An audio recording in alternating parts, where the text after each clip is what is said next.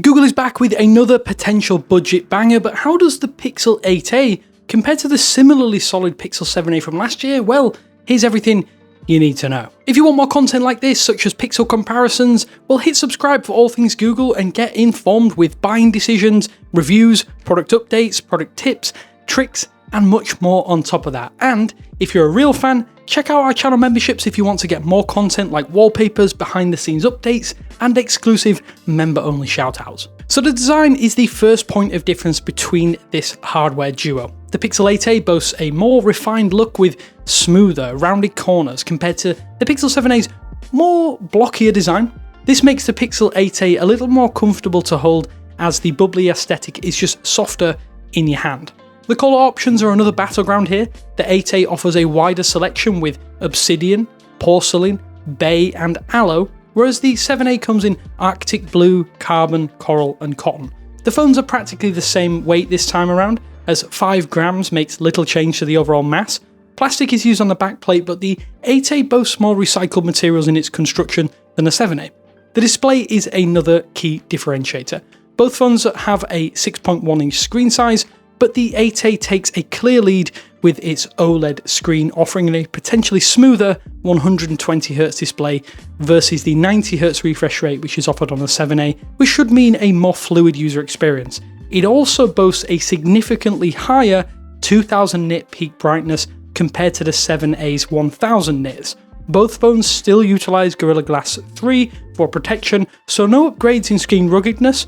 I would say that I rate the Pixel 7a's bezels as slightly less offensive because they're definitely chunky on the 8a, and I think this is one of the biggest areas where the 8a has been let down. The performance section reveals a clear advantage for the 8a once again. It boasts the latest Tensor G3 chip, potentially offering faster performance than the Tensor G2 in the 7a, but it should offer better thermals.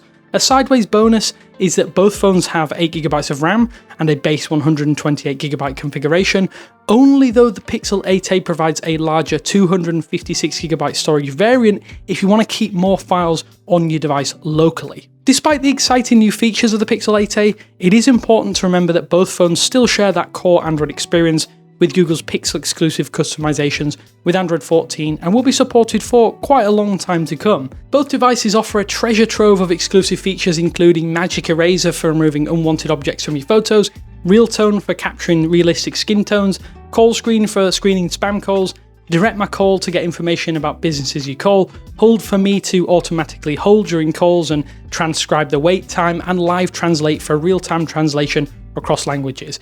It doesn't stop there though, as Gemini Nano is coming to the Pixel 8a in the near future, and this will allow for on-device processing like recorder summaries, smart replies in Gboard, plus much more.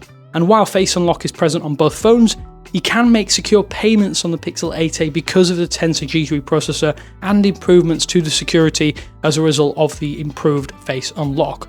Another one of the biggest differentiators for the 7a and 8a is the update lifecycle.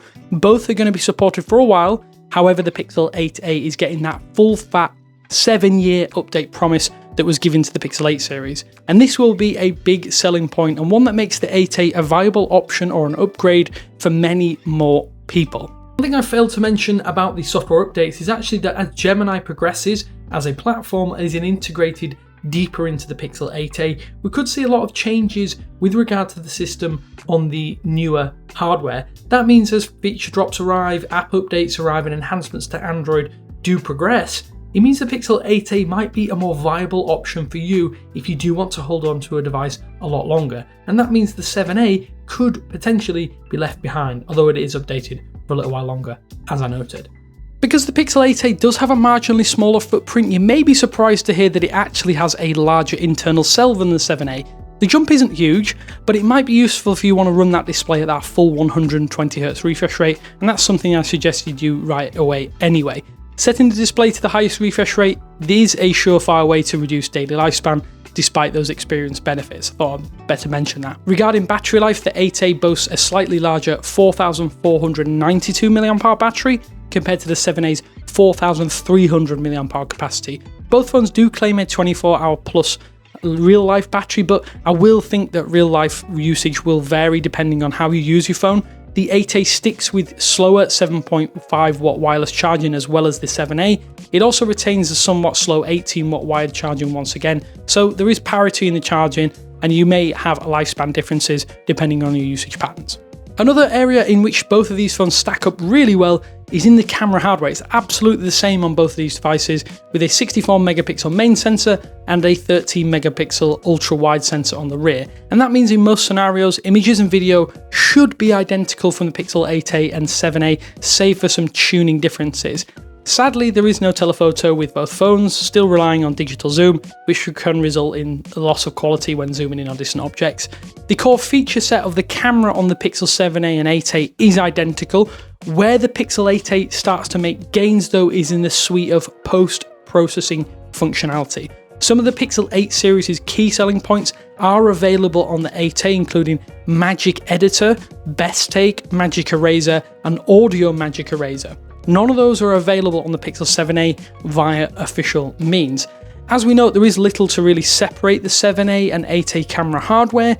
Just pick which set of software features are deemed essential to you, and I do think you will be very happy. As both of these cameras are capable, they are solidly backed by that great Google Pixel camera processing. So to determine which is the better device, well, I think the Pixel 7a sticking around in the lineup means that the entry-level Pixel is still giving you a lot of bang for your buck this year. Where the Pixel 8a flexes its muscle is in the new AI-powered functions and the industry-leading update schedule. Even though it is set at $499, Google has promised updates up to 2031 with that 7-year plan. If you were to use the 8a for its entire supported lifespan, it would cost you just $70 per year. I will say it's highly unlikely that many people will make the 8a last quite that long. That said, you now have the option. The 7a is also more affordable than it ever has been before. If you don't necessarily care about the longest update schedule, as it will get updates for a further 4 years, it will still be supported for a little while yet, and most of the core hardware is identical to the 8a, save the SoC and the display. Ultimately though, the Pixel 8a offers a compelling upgrade package that has really blurred the lines between the Pixel A series and the regular Pixel 8 lineup more than ever before, more so than the 7a did last year. Stick around for a comparison of that Duo 2, that should be in the link in the description below. I want to say a big thank you as well for anyone watching this video and has found it useful. Tell me if you think the 8a is a worthy successor to the Pixel 7a, and a huge thank you to our channel members on screen now.